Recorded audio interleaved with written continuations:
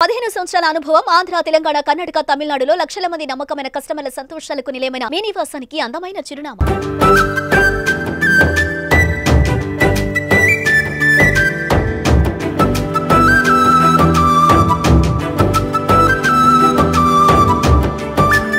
మీరు ఒకసారి బ్లెస్సింగ్స్ కి అలవాటు పడిపోతే జాయిన్ అయిపోతారు మీరు. అంతేనా?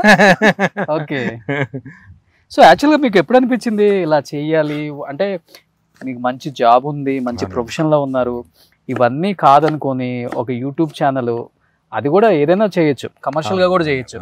అలా కాకుండా ఫుడ్ రెడీ చేసి ఆర్ఫాన్స్ కానీ లేకపోతే ఎక్కడ నీడ్ ఉందో అక్కడికి వెళ్ళి ఆ పిల్లలకి పంచాలని ఎందుకు అనిపించింది మీకు? యాక్చువల్గా నేను ఆ జాబ్ అంత మంచి జాబ్ చేస్తున్నప్పుడు కూడా కొన్ని ఐటమ్స్ ఎఫర్ట్ చేయలేకపోయేవాడిని. మనకు వచ్చే శాలరీస్ కానీ తినాలనిపించాలన్న కొన్ని ఐటమ్స్ కి మనకున్న సిచ్యువేషన్స్ కి చాలా అంటే స్ట్రగుల్ అయ్యేవాళ్ళం. కొన్ని అరే మనం రెస్టారెంట్కి వెళ్ళి తినాలన్నా భయం అనిపించేది ఆ మెనూ చూస్తే, ఆ ప్రైజెస్ చూస్తే. నాకు అలాంటప్పుడు అరే మనం ఎలాగో యూట్యూబ్ ఛానల్ పెట్టాలనుకుంటున్నాం కదా, పెడితే అంత హ్యూజ్ క్వాంటిటీలో ప్రిపేర్ చేసి ఎలాగో ఒక బెస్ట్ వీడియో అవుతుంది, యూట్యూబ్ నుంచి డబ్బులు వస్తాయి, అట్ ది సేమ్ టైం పిల్లలు కడుపు నిండా పెట్టినట్టు ఉంటది కదా అని దీన్ని ఇలా మోల్డ్ చేసుకున్నామండి. యాక్చువల్లీ నేను ఫేస్ చేసిన ప్రాబ్లమ్స్ వల్లే నవాబ్స్ కిచెన్ స్టార్ట్ అయింది. ఓకే, అదండి. యాక్చువల్గా మీరు మీడియాలోనే ఉన్నారు కదా? అవునండి. ఈటీవీలో చేశారు ఫస్ట్ ఈటీవీలో చేశాను. ఏం చేశారు ఈటీవీలో? ప్రోగ్రామ్ ఎగ్జిక్యూటివ్ గా చేశాను. మంచి జాబ్ కదా ఈటీవీ అంటేనే. అవునండి. ఆ తర్వాత మీకు తెలిసిందే కదా, శాలరీ హైక్స్ వస్తాయని ఒక ఛానల్ నుంచి ఒక ఛానల్ జంప్ అవుతా ఉంటాం. మారొచ్చు అట్లా? మేమేంటో ఈటీవీ నుంచి ఒక ఛానల్లోనే ఉన్నా. ఎవరన్నా హైక్ ఇస్తారంటే డబ్బులు ఎక్కువ కదండి. హైక్ ఇచ్చే వాళ్ళు ఎవరైనా ఉంటే నా పర్సనల్ నెంబర్ తెలుసు కదా అందరు సీఈఓ ఛానల్స్ కి. ఎంత ఇస్తారు చెప్పండి? హైక్ కోసం మారిపోయారా? అంత శాలరీ ఇచ్చే ఛానల్స్ లేవు మీకు ఇచ్చాను. కాదు, హైక్ కోసం మారిపోయారు. నెక్స్ట్ ఏ ఛానల్ కి వచ్చారు? ఏబిఎన్ కి వచ్చారు, తెలుగు రాధాకృష్ణ గారి దగ్గరికి. అక్కడ బెస్ట్ ఎంప్లాయ్ గా ప్రూవ్ చేసుకున్నాను. రాధాకృష్ణ గారి చాలా గుడ్ విల్ కూడా ఉంది సార్ దగ్గర, చాలా ఇష్టపడతారు కూడా. ఓకే. సార్ బ్లెస్సింగ్స్ తీసుకొని నవాబ్స్ కిచెన్ స్టార్ట్ చేశాను. చెప్పారు ఆయనకి? చెప్పానండి. ఏమన్నారు? నువ్వేం చేసినా బ్లాస్ట్ చేస్తావు వెళ్ళి అన్నారు. అలాగే వచ్చింది. ఎప్పుడన్నా బిర్యానీ వండి పెట్టారు ఆయనకి? లేదండి, ఒకసారి ఇన్వైట్ చేద్దాం ప్లానింగ్ లోనే ఉన్నాం కానీ ఎప్పటికప్పుడు హెక్టిక్ అయిపోతుందండి. సార్ కూడా డేట్స్ కూడా కుదరట్లేదు. ఒకసారి ఇన్వైట్ చేస్తాను. మీరు ఇన్వైట్ చేసేలోపు మీరే ఓపెన్ హార్ట్ విత్ ఆర్కే షోకి గెస్ట్ గా వచ్చేటట్టున్నారు.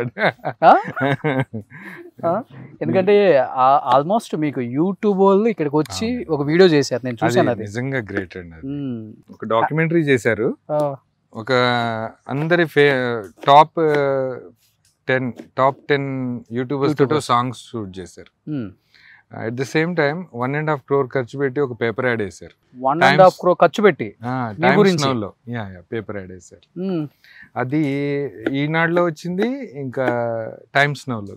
ఓకే, అది నాకు చాలా గౌరవం, అంటే చాలా హానర్ అనిపించింది అండి ఇన్ని రోజులు పడ్డ కష్టానికి. కానీ ఏ సిచ్యువేషన్ అనిపించింది పిల్లలకి, పూర్ పీపుల్ కి ఫుడ్ చేసి వండి పెట్టి డిస్ట్రిబ్యూట్ చేయాలని? ఇప్పుడు ప్రతి పని వెనకాల ఒక ట్రిగ్గర్ పాయింట్ ఉంటుంది కదా.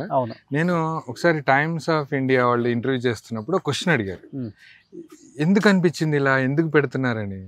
నేను నిజంగానే ఆ రోజు ఆలోచించాను, నేను ఎందుకు పెడుతున్నాను, ఎందుకు అనిపించింది. నాకు ఒక ట్రిగ్గర్ ఎక్కడంటే, నేను ఎగ్జాక్ట్ గా 11 to 12 years ఏజ్ లో తెనాలి వెళ్తున్నాను అమ్మతో పాటు. ఇది సరదాగా, ఇది దసరా సంక్రాంతి సెలవులకో ఎప్పుడు వెళ్తుంటే విజయవాడ రైల్వే స్టేషన్ లో 20 minutes కృష్ణ ఎక్స్ప్రెస్ ఆపుతారు.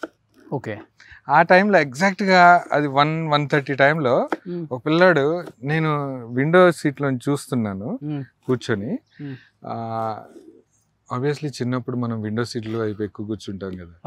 కూర్చొని చూస్తున్నప్పుడు నా దృష్టి మరీ బట్టలన్నీ చిరిగిపోయి ఒక చింపిరి జుట్టు వేసుకొని అక్కడ ట్రాక్ మీద కూర్చొని దాంట్లో సగం ఇడ్లీ దొరికింది మనోడికి, పిల్లగాడికి. అది అంతా మిక్స్ అయిపోయిన పచ్చడి ఆ చట్నీలో నంచుకొని తింటున్నాడు. మేబీ అది నాకు బ్రెయిన్ లో ఒక స్టాంప్ లాగా పడిపోయింది. ఏజ్ లో 11 to 12 years ఆ టైంలో. అప్పుడు మేబీ అది అప్పటి నుంచి ఉండింది. ఇంకా అది ఎప్పుడంటే మనకి ఎప్పుడైతే ప్రాబ్లమ్స్ స్టార్ట్ అయినాయో అప్పుడు బయటకు వచ్చింది అది. ఓకే. అది నాకు నాకు ఎప్పటికే అంటే నాకు మీరు ₹1,00,00,000 తెచ్చిచ్చినా సంతోషం ఉండదండి. ఏదైతే నేను చేస్తున్నాను వర్క్ దాంట్లో నేను ఫుల్ సాటిస్ఫైడ్గా ఉన్నాను. చాలా ఎంజాయ్ చేస్తున్నాను. డబ్బుల కోసమే చేసేవాడిని అయితే యూట్యూబ్ ఆల్రెడీ రెవెన్యూ తగ్గిపోయింది కదండి. అవును, ఎప్పుడు ఆపేసేవాడిని. లేదండి, డబ్బుల కోసం ఫస్ట్ ఇనీషియల్ స్టేజ్లో డబ్బుల కోసమే స్టార్ట్ చేసాం. జెన్యున్ గా చెప్పాలంటే అదే శాలరీ సరిపోవట్లేదు. యూట్యూబ్ లో అందరు డబ్బులు సంపాదిస్తున్నారు, ఎలాగైనా ఒక ఛానల్ పెడితే అది క్లిక్ అవ్వాలి. ఆల్రెడీ ప్రొడక్షన్ సైడ్ ఉన్నాం కాబట్టి ఒక మంచి కాన్సెప్ట్ డిజైన్ చేసి ప్లాన్ చేసాం. అనుకున్నట్టుగానే డబ్బు సంపాదించాము. కానీ ఇప్పుడు మనీ అంత మ్యాటర్ కాదండి. వీళ్ళు ఇచ్చే బ్లెస్సింగ్స్ చూస్తే కళ్ళల్లో నీళ్ళు వచ్చేస్తాయి. మీరు ఒక్కొక్క కామెంట్ పాత వీడియోస్ ఇనీషియల్ స్టేజ్లో చేసిన వీడియోస్ కానీ ఇప్పుడు కానీ మనకు వాళ్ళు ఇచ్చే బ్లెస్సింగ్స్ తోటే కడుపు నిండిపోతుంది. అవును, అద్భుతమైన వాళ్ళ ఒక్కొక్క కామెంట్ చూస్తుంటే హాయిగా ఉంటుంది, ప్రశాంతంగా నిద్రపోతాం. కానీ ఇనిషియల్ గా స్టార్ట్ చేసే ముందు వైఫ్ కావచ్చు లేకపోతే పేరెంట్స్ కావచ్చు, ఇదేంటి వంటలు చేసేయటం ఏంటి, ఇంత మంచి జాబ్ వదిలి పెట్టుకొని రిలేటివ్స్ ఏమనుకుంటారు, ఫ్రెండ్స్ ఏమనుకుంటారు, అంటే డిజిటల్ కూడా అప్పుడు అంత చెప్పాలంటే తెలియదు. మీరు స్టార్ట్ చేసే నేను కూడా డిజిటల్ మీడియాకి వచ్చానులే, కానీ భయం అనిపించిందా వాళ్ళు చెప్పినప్పుడు, బాధ అనిపించడం, జాబ్ మానేస్తున్నాను? యాక్చువల్గా 2015లో ఈ కాన్సెప్ట్ డిజైన్ చేసామండి, కానీ మాకు అప్పుడు ధైర్యం చాలా. ఓకే, ఇంత పెద్ద వంటలు 100 మందికి 150 మందికి పెట్టాలంటే ఈ మన ఇంట్లో ఒక చిన్న ఫంక్షన్ అయితేనే మనం ఉక్కిరి బిక్కిరి అయిపోతాం. అందరు గెస్ట్ని గ్యాదర్ చేసి పెట్టేసరికి ఆ పెయిన్ ఒక ఇంట్లో ఒక ఫంక్షన్ జరిగితే అప్పుడే ఈ డిజైన్ ఇదంతా జరుగుతుంది. ఇది ఫంక్షన్ పనులు జరుగుతున్నాయి, ఛానల్ కూడా ప్లానింగ్ జరుగుతుంది. అమ్మో ఇది చేయలేము, మన దగ్గర అంత డబ్బు కూడా లేదు అని ఆపేసాక 2017లో పరిస్థితులు అలా స్టార్ట్ చేసేలా చేసినాయి. క్రైసిస్ ఎక్కువైపోయినాయి. ఎట్టి పరిస్థితుల్లో మనం ఒక ఛానల్ స్టార్ట్ చేయాలి, దిగాలి అనుకున్నాము. లక్కీగా స్టార్ట్ చేసిన 7th వీడియోకి వైరల్ అవ్వడం వల్ల, ఫ్రాంక్లీ స్పీకింగ్ డబ్బు కోసమే స్టార్ట్ చేసామండి. కానీ ఇప్పుడు డబ్బు మ్యాటర్ కాదు.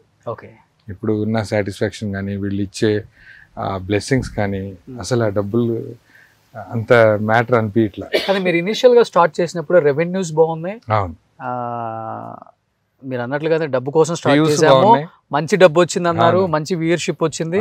ఎన్ని కోట్లు సంపాదించారు యూట్యూబ్ ఛానల్ ద్వారా? నిజంగా చెప్పండి. కోట్లు అయితే సంపాదించలేదు, ఎన్ని స్థలాలు కోట్లు అయితే సంపాదించలే. కాకపోతే ఒక గవర్నమెంట్ ఎంప్లాయీ పూర్తి సర్వీస్ లో ఎంత సంపాదిస్తాడో అంత అందరం ఫ్రెండ్స్ సంపాదించు. నెలకు 15-20 లక్షలు వచ్చాయా? లేదండి, అంటే ఇది every month up and downs ఉండేవి. అదే 8 to 10-12 lakhs మధ్యలో కూడా వచ్చింది మంత్ కి. వచ్చింది. ఓకే, అది ఒక 4 years బ్యాక్ అండి. 4 years బ్యాక్. ఆ తర్వాత గ్రాడ్యువల్ గా 12 lakhs అంటే మీరు చెప్పినట్లుగానే ఆల్మోస్ట్ ఇయర్ కి వచ్చేసరికి 1,20,00,000 1,30,00,000 వచ్చినాయి, అంతే కదా?